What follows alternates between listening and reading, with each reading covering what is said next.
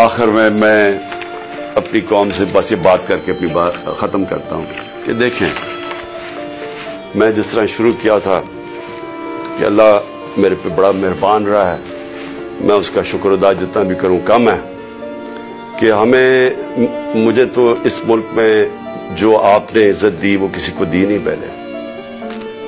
لیکن میں ایک چیز جانتا ہوں کہ میں کسی صورت اگر کسی کا خیال ہے کہ میں ان چوروں کے نیچے مان جاؤں گا ان کی غلامی، میں واضح کر دوں کہ آخری گیند تک لڑوں گا، آخری اپنی سانس تک ان کا مقابلہ کروں گا. کوئی مجھے نہ جیل اور نہ یہ جو ڈراتے رہتے کوئی فکر نہیں ہے.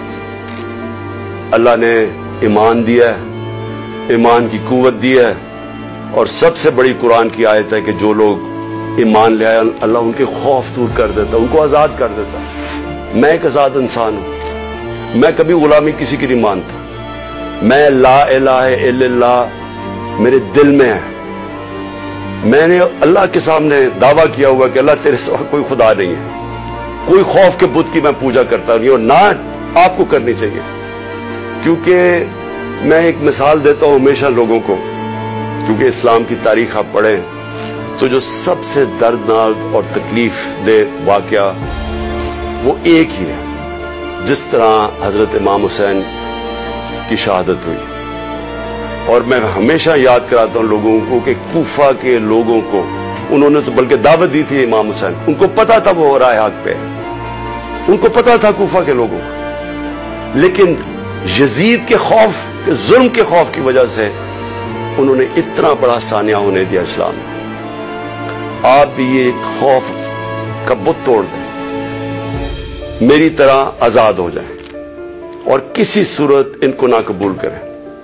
مجھے جو صرف ایک افسوس ہے کہ میں جب سیاست شروع کی تھی 26 سال پہلے تو میں یہ سمجھتا تھا کہ دو طرح کے طبقے پاکستان میں ہیں.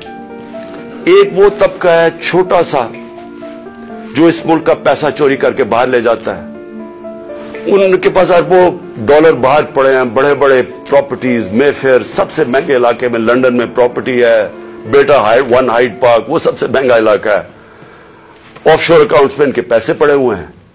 تو میں ان کو تو پاکستان نیچے جاتا ہے، ان کو کیا ہوگا؟ جب مشکل پڑتی ہے جہاز پکڑ کے باہر چلے جاتے ہیں.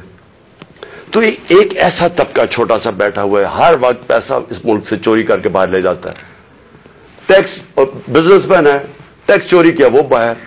ریل اسٹیٹ کے اندر بیٹھے ہوئے لوگ جیسی پیسہ بنتا ہے حوالے ہنڈی سے پیسہ باہر. تو ان کو کوئی تکلیف نہیں ہے کہ پاکستان نیچے جاتا یا نہیں، ان کو تکلیف نہیں ہے کہ ہم غلامی کریں، کبھی کسی کی غلامی جو آج تک کرتے آئے ہیں ان کو فکر نہیں ہے، کیونکہ ان کا سٹیٹ پاکستان میں نہیں ہے.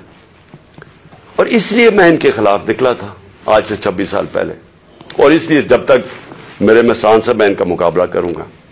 لیکن ایک دوسرا طبقہ جن کا جینا مرنا پاکستان میں ہے، وہ اکثریت اس ملک کی عوام ہے، اور اس ملک کے وہ ادارے ہیں، وہ ادارہ جس کو پتا ہے کہ اگر یہ ملک کی معیشت نیچے جاتی ہے تو سب سے پہلے نقصان اس ادارے کا ہے.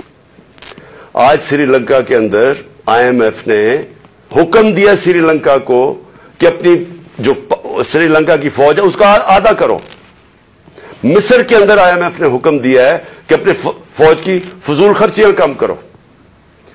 تو کیا وہ جب ہم جو یہ امپورٹڈ حکومت ہمیں اپنے گھٹنوں پہ لے آئی ہے، اپریل میں پاکستان کے ادھر کھڑا تھا، صرف اکنامک سروے آف پاکستان آپ دیکھ لیں، اور آج کے ادھر ہے. تو کیا وہ جو اب ہمارے سے قیمت ادا کریں گے، کیا ہماری طرح کے جو سمجھتے ہیں کہ ہم ایک آزاد ملک پہ رہنا چاہتے ہیں، کیا ہماری آزادی خطرے میں ہوگی یا نہیں؟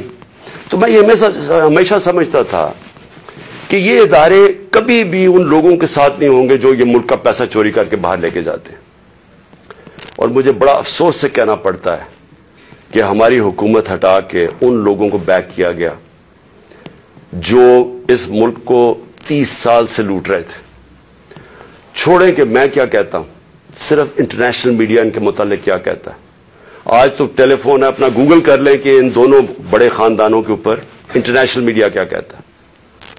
इनके खिलाफ हमारी एस्टेब्लिशमेंट है, हमारी एजेंसीज ने क्या क्या चीजें निकाली हुई हैं इनकी चोरी के ऊपर। तो मुझे हैरत ये हुई कि रजीम चेंज के बाद इनके साथ कैसे खड़े हो गए